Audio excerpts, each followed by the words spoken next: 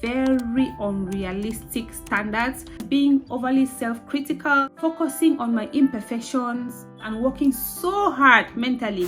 What's up, beautiful people? Welcome back to my YouTube channel. I hope you're all doing well. If this is your first time coming across this face, you are welcome. My name is Joecy, and to those of you who keep coming back, thank you so much for always coming back. Thank you for always clicking on my videos to watch. Thank you for smashing that like button, and thank you for always commenting and sharing. You all are the reason why I am still here doing what I am doing. I appreciate you. So a few days back, I put up a post on my community asking you guys if you had any assumptions about me for me to address, and in that post I said if I have up to 3 assumptions, I am going to address them. So I got 5 assumptions from 2 of you guys, and without wasting any time, I'm going to go straight into your assumptions, and I'm going to let you know whether you guys really know me or you just have your own ideas of me. Let's get right into it, guys. The first assumption I'm going to be addressing is from Lua Lee. Thank you so much for participating. Lua says, this is new to me but learning, and she laughs, and she goes further to say, my assumption is that you are really a perfectionist. This is somewhat true about me. I understand that there is the healthy perfectionism which drives people to perform their best, but then there is also unhealthy perfectionism, and I believe that this is where I fall, because it's not as if I always achieve perfect results in everything that I set my mind to do. Most of the times I tend to strive for flawlessness, being overly self-critical, focusing on my imperfections, trying to control situations, and working so hard mentally. This perfectionist mindset sometimes has a negative impact on the accomplishment of my goals. I sometimes end up achieving a lot less and stressing way more than regular high achievers.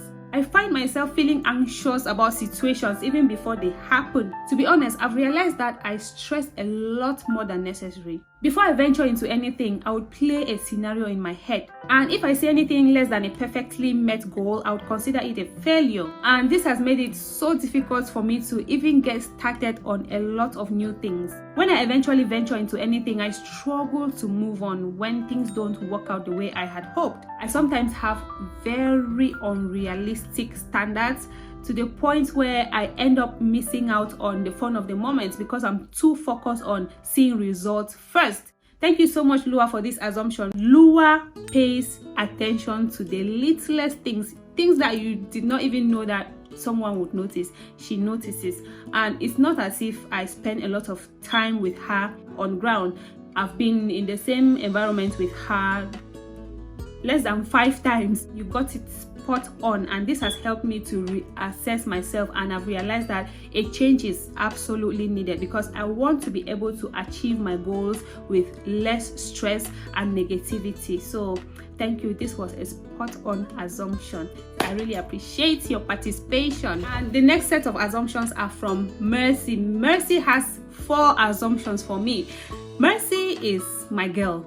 I've never met her out of YouTube. I've watched her videos so much, such that it feels as though I know her in real life. I can't wait to meet you, girl. I know that when I get to meet you physically, you and I are going to connect easily because I feel like I know you already. I know this feeling is not unique to me. There are people that you've watched on the internet and you begin to feel like you are a part of their lives. You begin to feel like you know them. That is exactly how I feel about Mercy, and she has been one of those people who have been on this channel since the get-go. She's always watching, always commenting, always liking. Thank you so much, girl. And Mercy says, number 1, I assume you are the last coco in your family. For the benefit of people who don't know what last coco means, last coco simply means last born of the family. You're absolutely not correct. I am not the last coco. However, I'm the last girl. I have a little brother. The age difference between myself and my younger brother is 8 years. That is how long my mom waited to decide that she doesn't want me to be the last coco. Shout out to you, Nelson, if you're watching. Mercy goes further to say, my second assumption about you is that you hate being around people with negative vibes, just because in most of your vlogs your energy level is always at the top. 100% you are correct. I mean, who wants to be around people with a negative vibe? Why would I leave my house to go out there and have fun and I have to deal with somebody with a negative vibe? I understand that sometimes people are going through a lot, but how about you stay in your house instead of coming out to socialize with people and you're either on your phone or you're carrying a dull face, you're not smiling, you're not interacting with people, you're not participating in the activities that are going on, you're just sitting there. If you are going through something at the moment, why can't you just stay at home and save the rest of the people the stress of having to try to figure out what is going on with you?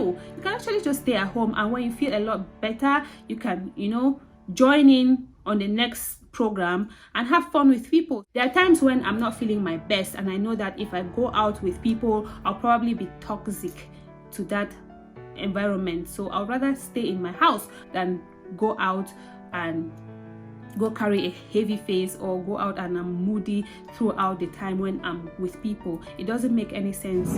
Mercy has a third assumption which says, I assume you are the leader of a prayer cell. Hey God. Mercy, honestly, I would like to know how you came about this idea, because I don't even remember sharing a vlog of me going to church or anything like that. I pray as an individual, we pray as a family. I strive to have a good relationship with God, even though from time to time I might go astray, but I know that there is God. I believe in God, and I know that He is my maker. He is the Alpha and Omega. I always run back to Him when I realize that I have strayed. But being a leader of a prayer cell, I know that I said you guys should assume, but this one really got me thinking, like, where did this idea come from? Because I'm not even a member of a prayer cell, talk less of being a leader of a prayer cell. Mercy, I honestly want to know in the comment section. Let me know how this assumption came about, because I don't understand. I don't think I'm spiritual enough to lead a prayer cell. I don't want to lead people astray, because I myself, I am struggling. Mercy's fourth assumption is that your hobby is a better dancer. Is he a better dancer, or is he just taller than I am? When you're dancing with somebody who is taller than you are, no matter how well you dance, everyone is going to see the person who is taller, because they are tall.